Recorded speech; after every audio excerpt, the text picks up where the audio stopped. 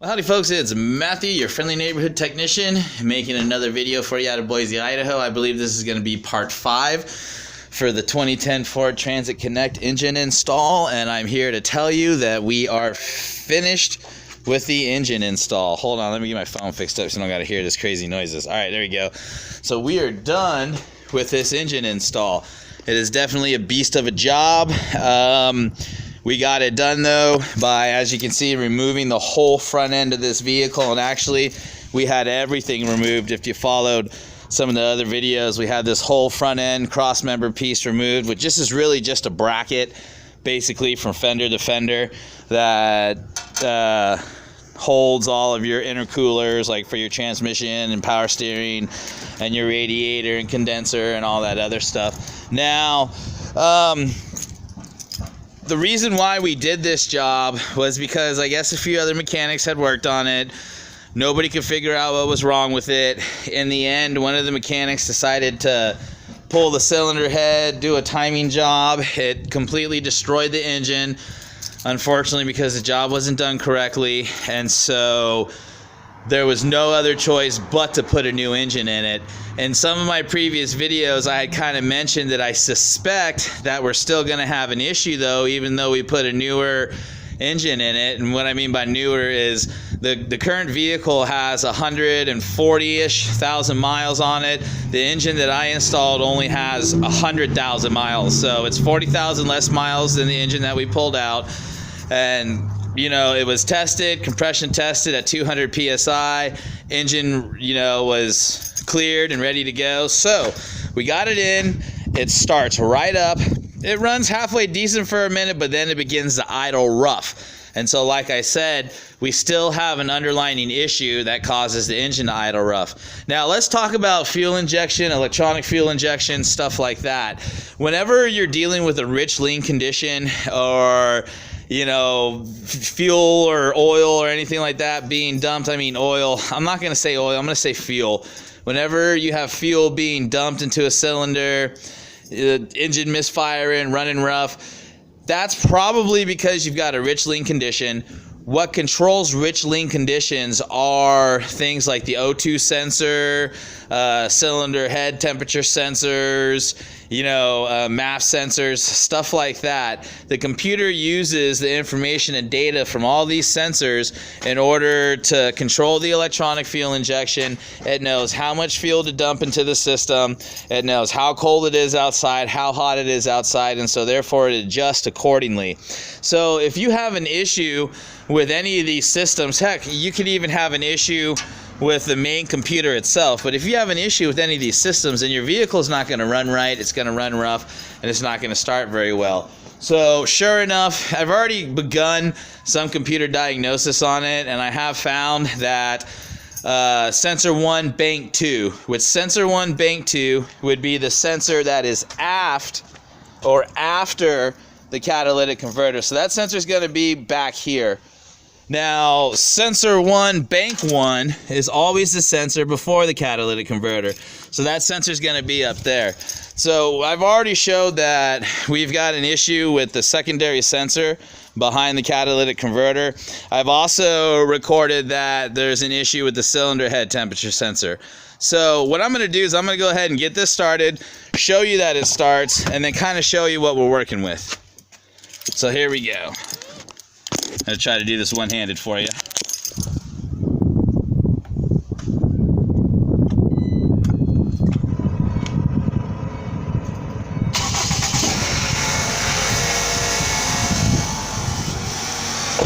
Now don't mind some of those rattling noises. We don't have the front end back on this thing all the way yet, so there's a few brackets and stuff that are rattling. As you can hear, if I hold it with my hand, we're good.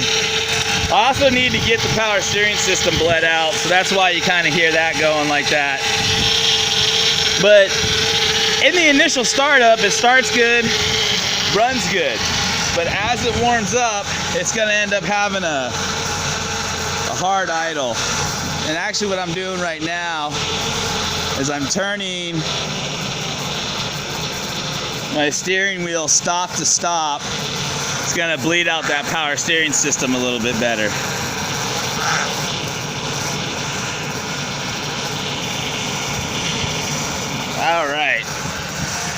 And so as you can see, that engine's just not running correctly. It's got a rough idle, but it runs. Yay! So let's go in and see what we can run for a computer diagnosis. All right, and so we can just go in and look at our computer here, look at live data. Turn this radio off.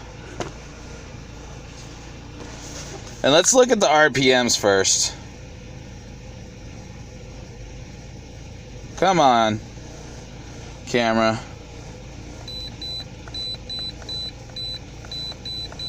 Engine RPM. You see that RPM jump around like that?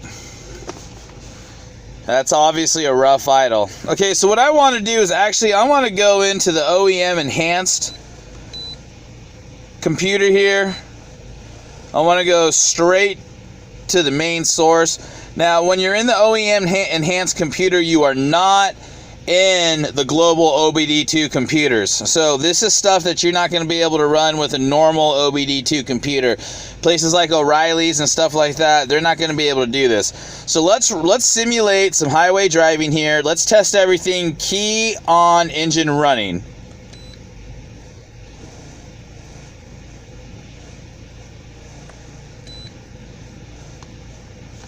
Now turn the steering wheel all the way to the left, hit the brake, cycle the overdrive, off and on. So now, as you can tell, the idle's been brought back up. And what we're doing, basically to keep it simple, what the computer's doing is it's simulating driving. It's running it through all of its gears, it's running it through all of its systems, checking everything.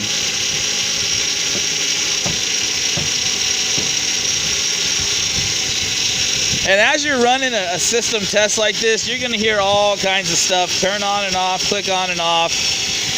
Engine's going to rev up, rev down.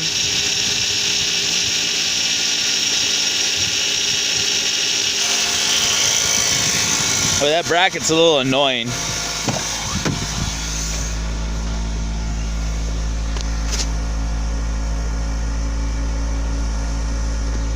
And let's see what happens. Let's see what codes we pull up just based off of this. I'm going to go ahead and pause it while it runs through its system. Alright, so our engine is idling down. There we go. Let's see what we got.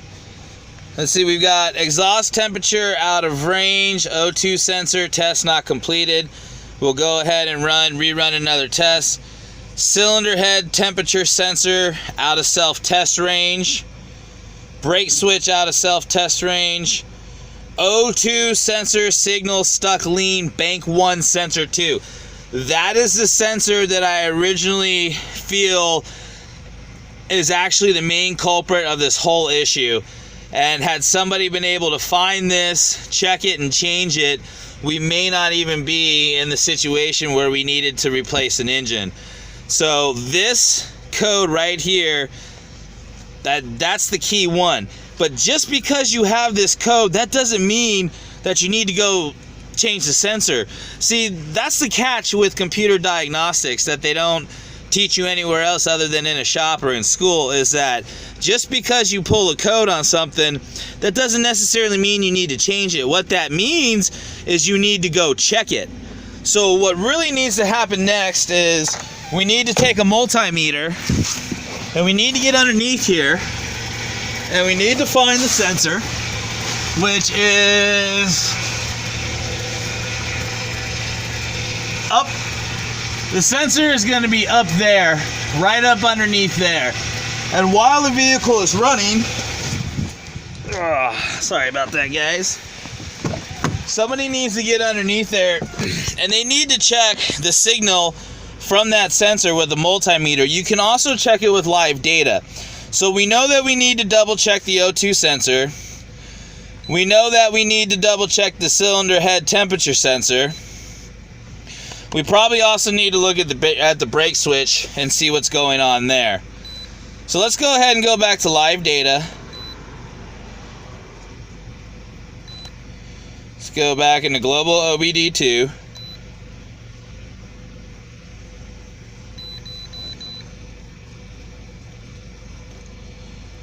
Let's look at live data.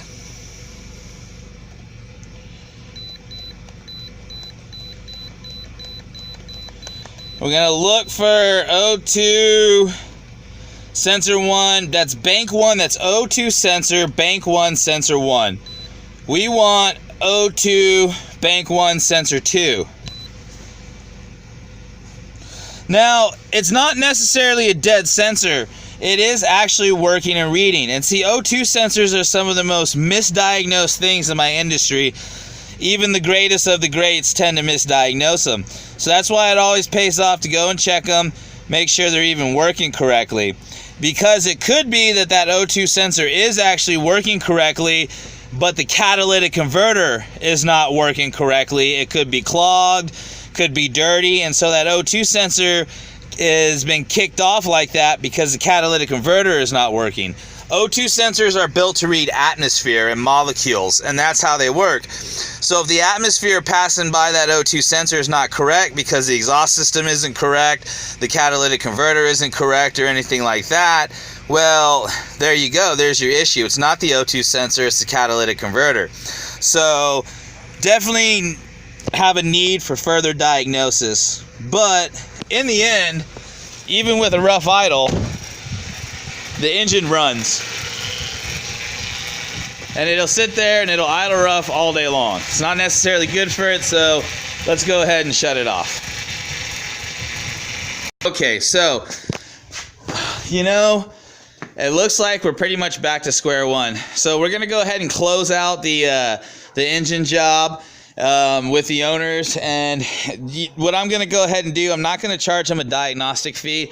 I am going to go ahead, though, and move forward since they're willing to work with me anyways and close out the engine job, get me paid up for that. I'm going to go ahead and just move forward over this weekend, starting first thing tomorrow with this computer diagnosis. I'm going to go through it. I'm going to figure out what sensors need to be changed, why they need to be changed, all that other good stuff. And hopefully here in the next few days, I'm thinking maybe we'll get this vehicle back on the road, ready to run. The good news is the engine is in, it's good, it runs pretty darn good, especially since there's already an underlying issue and we're basically back to square one. But hey, with Matthew, your friendly neighborhood technician, on the job, it's going to get done. It's going to get done right, and hopefully these poor people won't ever have to be in this situation ever again.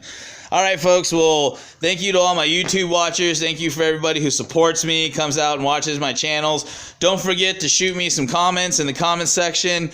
Feel free to ask me any questions that you might have concerning your own personal projects. I love exchanging and sharing information with you guys, and I really like hearing how my videos help you guys out. I like waking up every morning and finding out that you guys are able to fix something on your own or save money or something like that based off of one of my videos. So make sure to let me know, and don't forget to subscribe. All right, guys. Well, this is Matthew, your friendly neighborhood technician, signing off.